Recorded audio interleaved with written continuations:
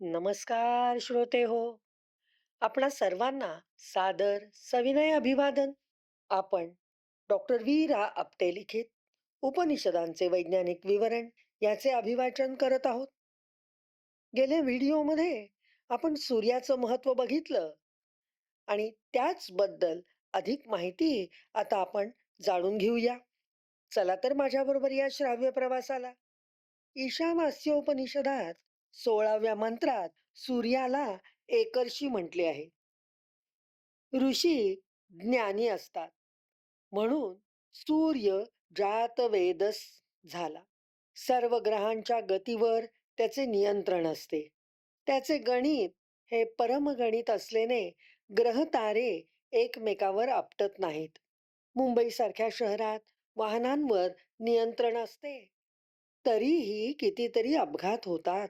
हे गतीचे गणित व त्यातील सूक्ष्मता सूर्य जाणतो, म्हणून तो ज्ञानी आहे. येथे अपघात क्वचितच. सूर्याच्या पृष्ठभागावर अतिशय उष्णता असते.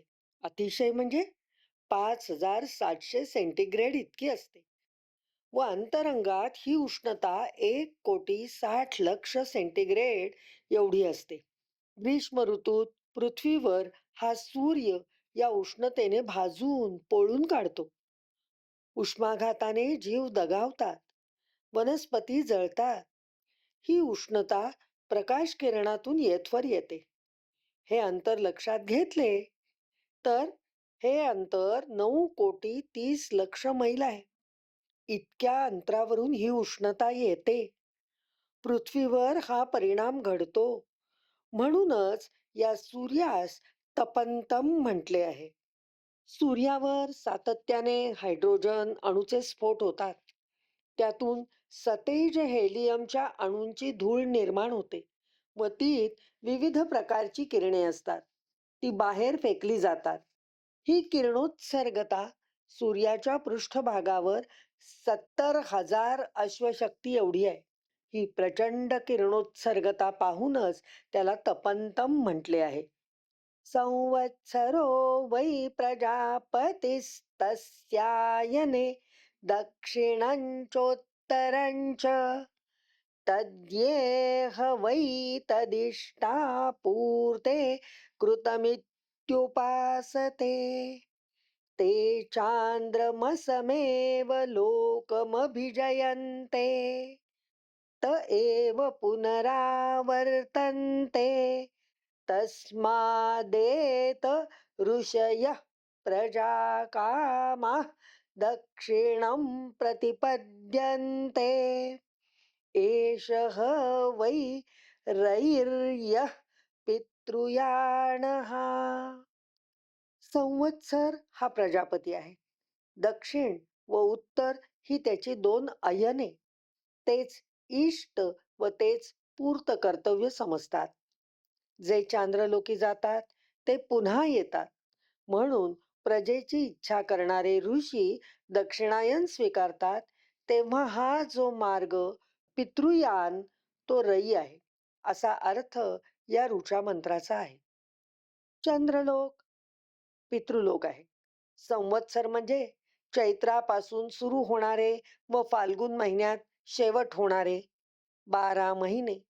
वर्ष हे उन्हाळा, पावसाळा, हिवाळा या ऋतूंचे कारक आहे. पावसाळ्यात वनस्पतींची निर्मिती होते. हिवाळ्यात वनस्पती वाढतात. उन्हाळ्यात सुद्धा पहिले महिने सूर्याच्या प्रकाशामुळे वनस्पती अन्न साठवतात. वर्षा ऋतूतच अन्नधान्य पेरले जाते व त्याची वाढ होऊन पावसाळा संपता संपता हे अन्नधान्य घरी येते. अशा प्रकारे प्रजा या ऋतुचक्रामुळे निर्माण होतात, वाढतात.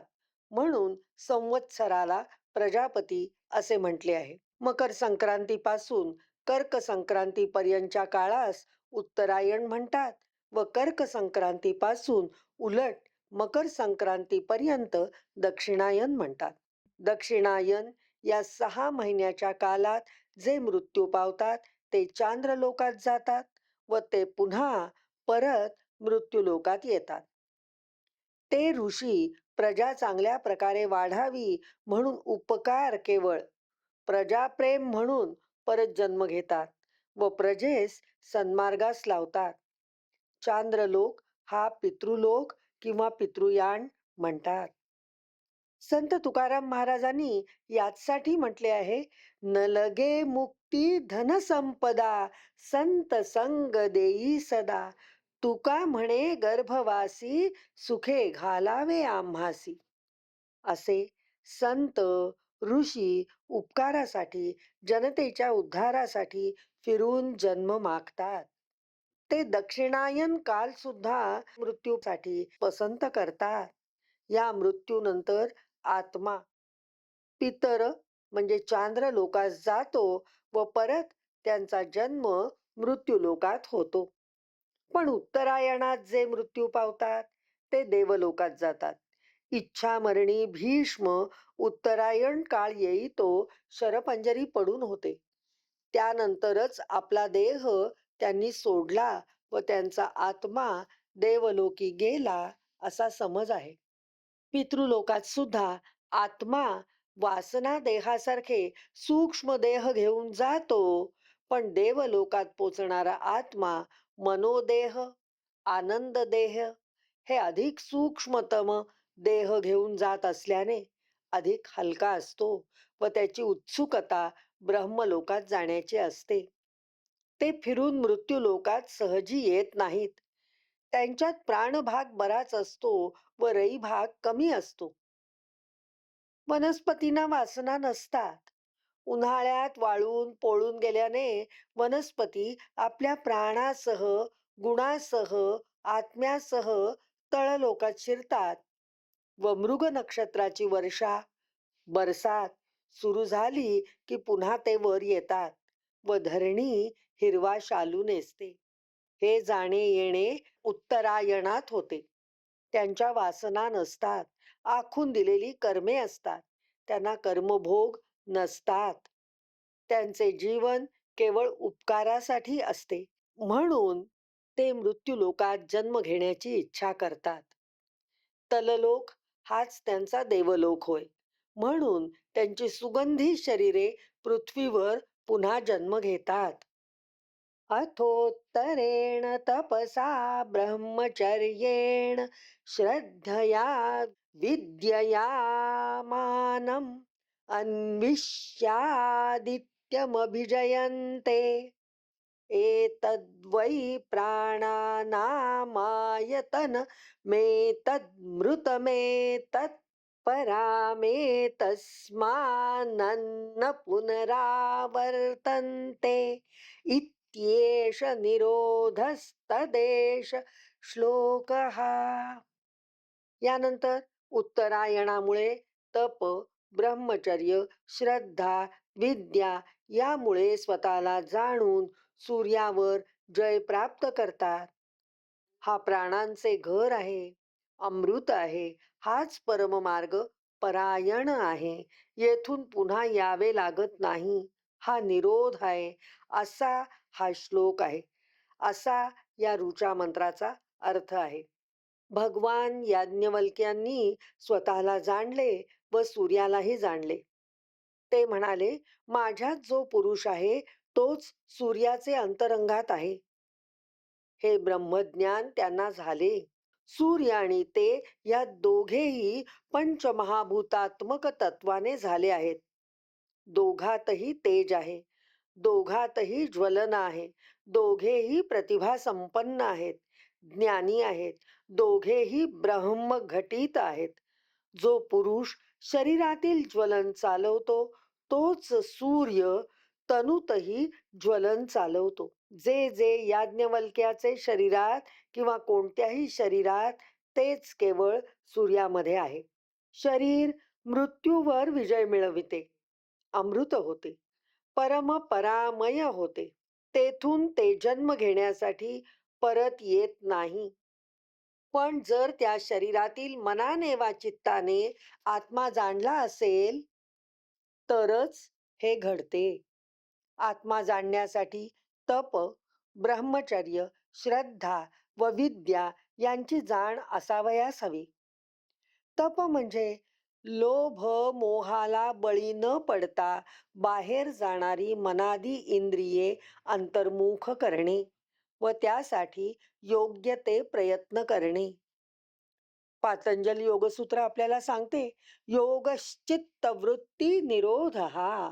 सूत्रार्थ असा, योग म्हणजे चित्तवृत्तीचा निरोध होय. चित्तवृत्तीत नेहमी चांचल्य आढळते, खळबळ असते.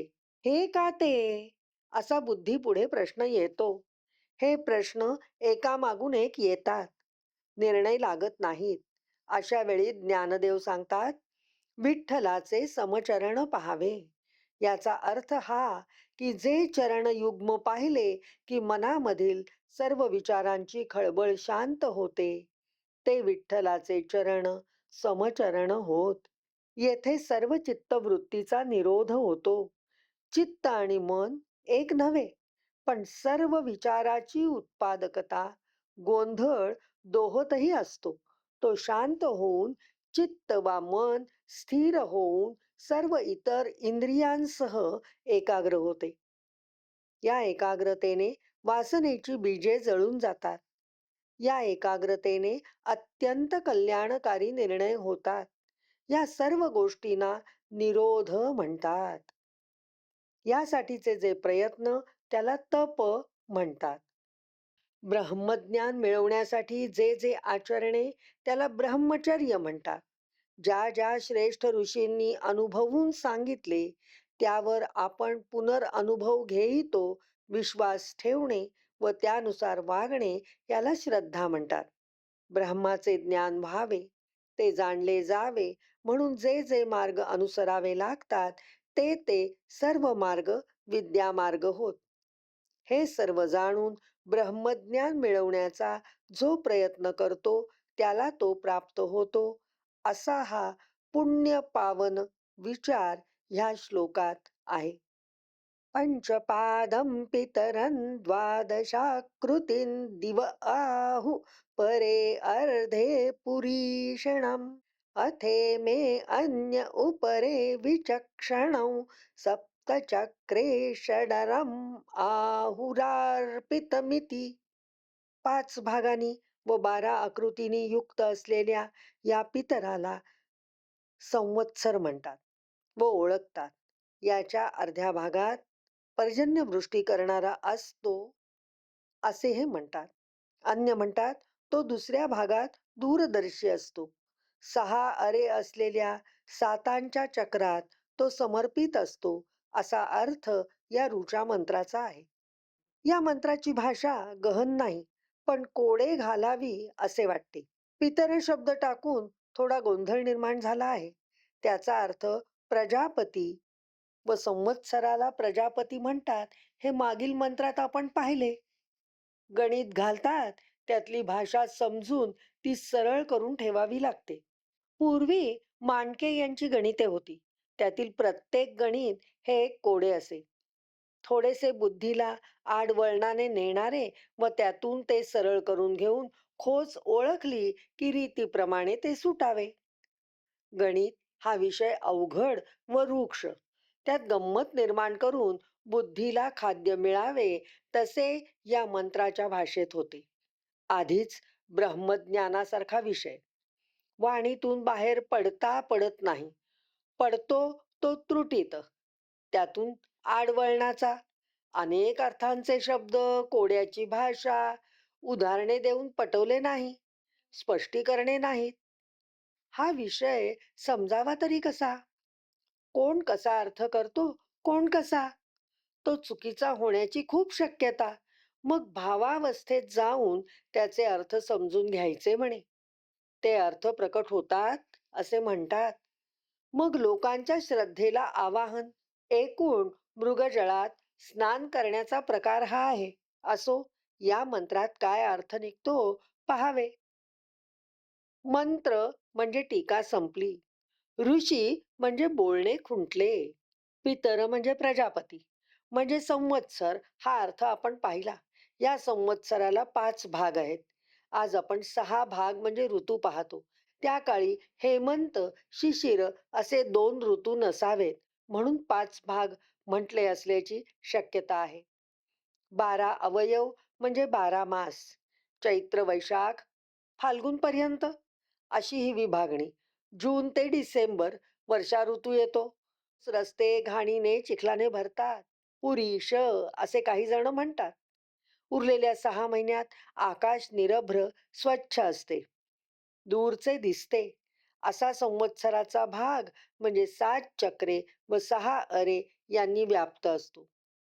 ही 7 चक्रे सोमवार ते रविवार 7 वार होत. सूर्य उदयाला जो स्पर्शग्रह असतो तो या दिवशीचा वार होय. दिवसाचे 24 होरा असतात. 25वा होरा तास.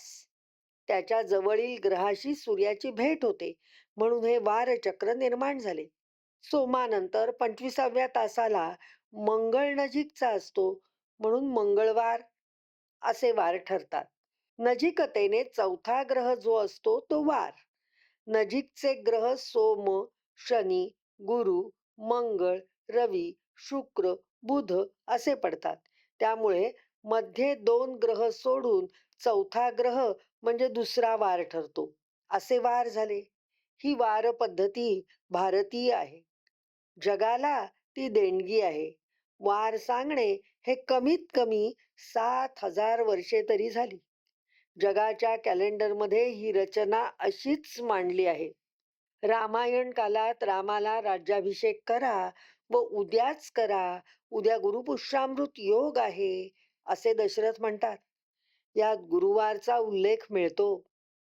याही पूर्वी वार वापरात असावेत. तैतिरीय उपनिषदात उल्लेख आहेत, पण भर सारा नक्षत्रावरच होता व तो सामान्यांपर्यंत पोचला होता. यावरून एक मात्र निश्चित म्हणता येते, खगोलशास्त्राचा अभ्यास त्या काळी सखोल असावा.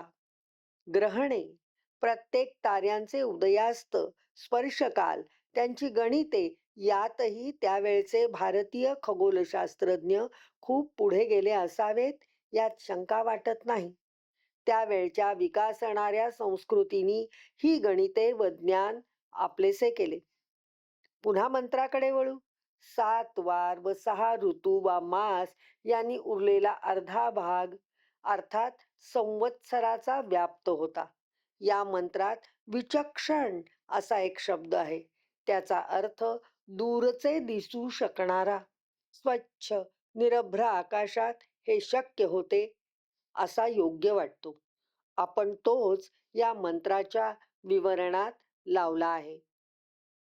मासौ वै प्रजापतितस्य कृष्णपक्ष एव रयि शुक्लः प्राणस्तमादेते ऋषयः शुक्ल इष्टं कुर्वन्ति तरे इतरस्मिन्.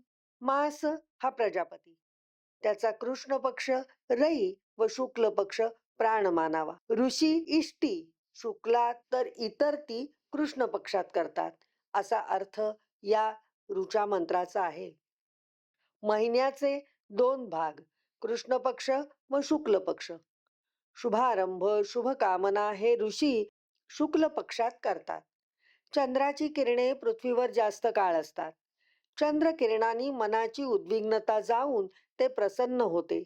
त्यामुळे कार्यात यश प्राप्त होते. इतरांना हे माहीत नसल्याने कृष्ण पक्षात ते कार्यारंभ करतात व पुरेसे यश त्यांना त्यामुळे मिळत नाही. शुक्ल पक्षात प्राण कार्य चांगल्या प्रकारे होते म्हणून त्याला प्राणच म्हटले आहे व कृष्ण पक्षास रई म्हटले आहे. प्राणाशिवाय रई काहीही करू शकत नाही. अर्थात रई शिवाय प्राण स्वतंत्रतेने काही करू शकत नाही. आत्मा मात्र प्राणांच्या मदतीने रई निर्माण करू शकतो, तेही करावयाच्या कार्यानुसार. हे पक्ष म्हणजे 15 दिवस पंधरवडा. संवत्सर म्हणजे प्रजापती. संवत्सराचे 2 भाग, दक्षिणायन व उत्तरायण. तसेच येथे मास म्हणजे महिना हा प्रजापती मानल्यावर त्याचे कृष्ण पक्ष व शुक्ल पक्ष असे 2 भाग वर्णन केले. वरच्या तुलनेत दक्षिणायन हे रई व उत्तरायण प्राण मानले गेले. तसेच कृष्ण पक्ष रई मानून शुक्ल पक्ष प्राण मानला गेला. चंद्र मनाचा व प्रणयाचा कारक आहे. शुक्ल पक्षात मन त्यामुळे अधिक प्रसन्न असते व शुभ कार्यारंभ ह्याच कालात करणे चांगले होय. येथेच विरमूया. ओम शांती शांती शांती.